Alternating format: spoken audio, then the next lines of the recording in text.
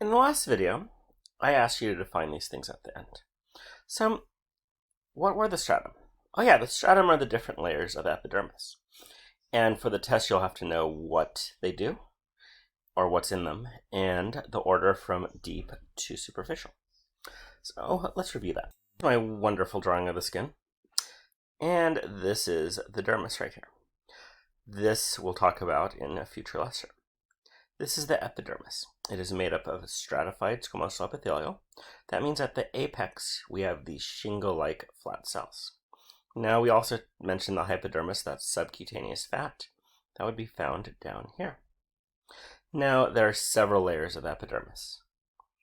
We have this first layer right here. Those are stem cells. And that is the stratum basale. So the stratum basale has the stem cells. And then it has some melanocytes, which we'll talk about today. And some tactile cells, those are very light touch. Next is the stratum spinosum, because it has these spiny-like keratinocytes. And these cells are making keratin, hence the name keratinocytes.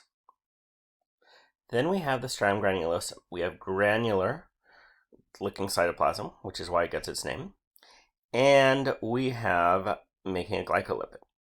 The combination of the keratin and the glycolipid forces all of the fluid out of the cytoplasm, the organelles die. Now, your textbook says it's just the keratin forcing it up. The stratum lucidum is the next layer. That is a clear layer only found in thick skin, and that is the palms of your hands and the soles of your feet. And then lastly, we have the dead shingle-like cells in the stratum corneum.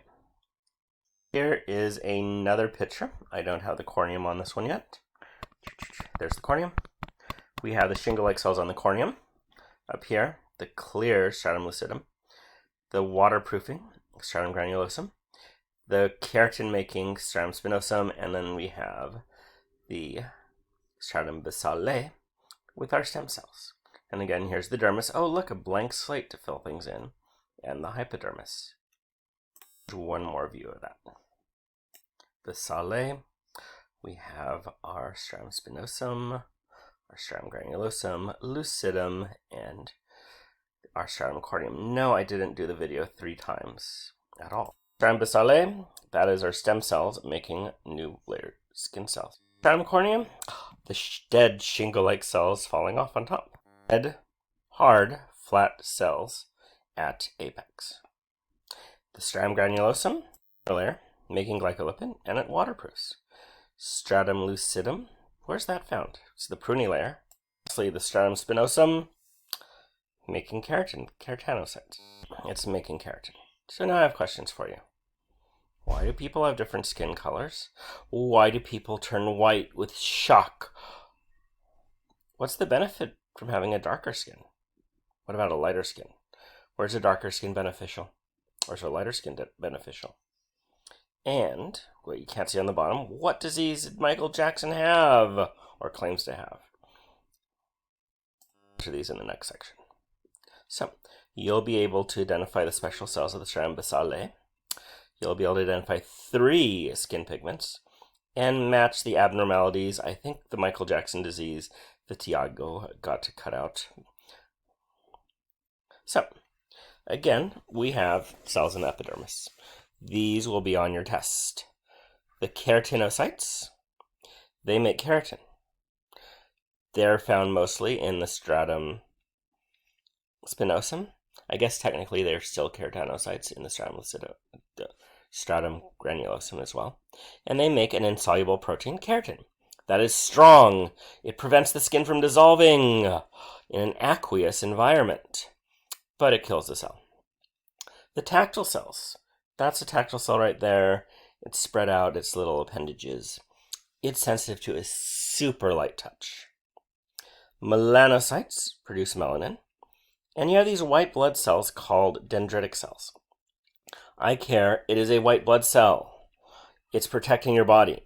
So I'll go for white blood cell, not dendritic cell. These 3 are in this, I guess these 2 are in the stratum basale. This one is in the remaining strata. And then the dendritic cells are mostly in the spinosum. So, melanin. It is a black or brown pigment. So here it is right here. It's accumulating in the stratum granulosum right here, but it's being made in the stratum basale.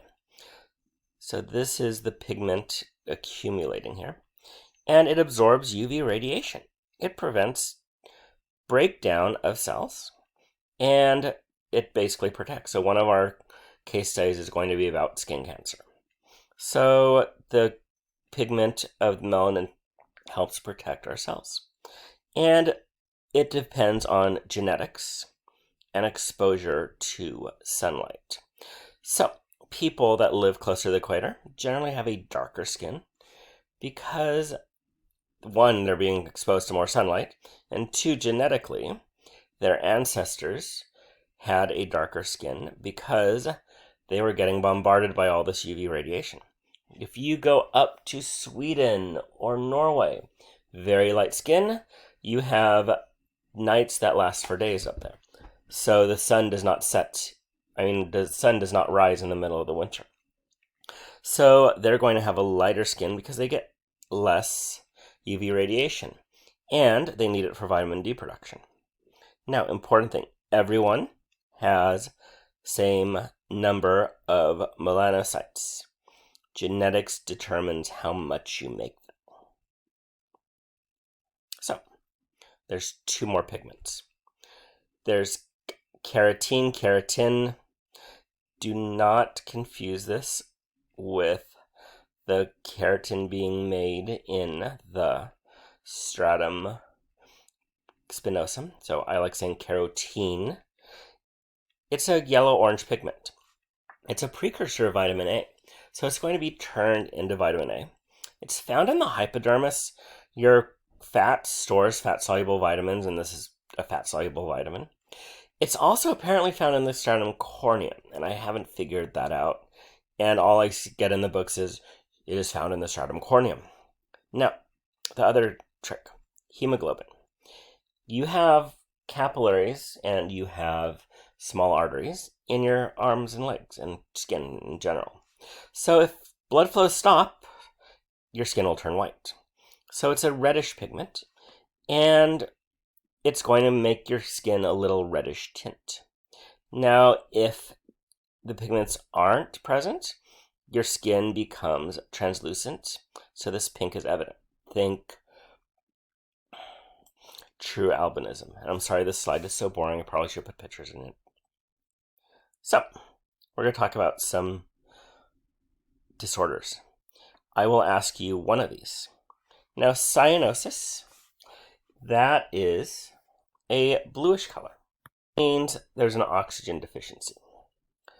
So you're not getting enough oxygen. Could be an airway obstruction, cardiac arrest, respiratory arrest, or just you're cold and not sending blood to your limbs. So when you learn about obstructive disorders in respiration, usually cyanosis goes with it. So they're said to have a bluish skin. Jaundice. This person here has jaundice. Yellow of skin, the whites of the eyes are now yellow, and it's because there's a high bilirubin content in the liver, or high bilirubin content. And the liver's being overwhelmed, it cannot get rid of it how it normally gets rid of it. So it's being sent to the skin where UV radiation gets rid of it. Now, this is normal in some cases. A newborn baby, they're going to be completely overwhelmed when they switch from fetal hemoglobin to adult hemoglobin. And what happens is the baby actually is going to get some jaundice, yellowing of the skin. So what the nurses are going to do is they're going to keep stopping by and go, oh, we're going to check the temperature. Oh, your baby's cold. Let's put it under the UV lamp. Yeah, the baby probably is cold, but they're trying to treat the jaundice. Pallor. No blood due to shock, low blood pressure, cold, or anemia. So that just means pale. And then erythemia, you're red. Could be sunburn. Could be excess heat. It could be elevated blood flow due to emotions like embarrassment or anger. So I will ask you one of these on the test. Which one of these is not a pigment found in the skin? Carotene, hemoglobin, melanin, or hemocyan. It's hemocyan is not the skin pigment.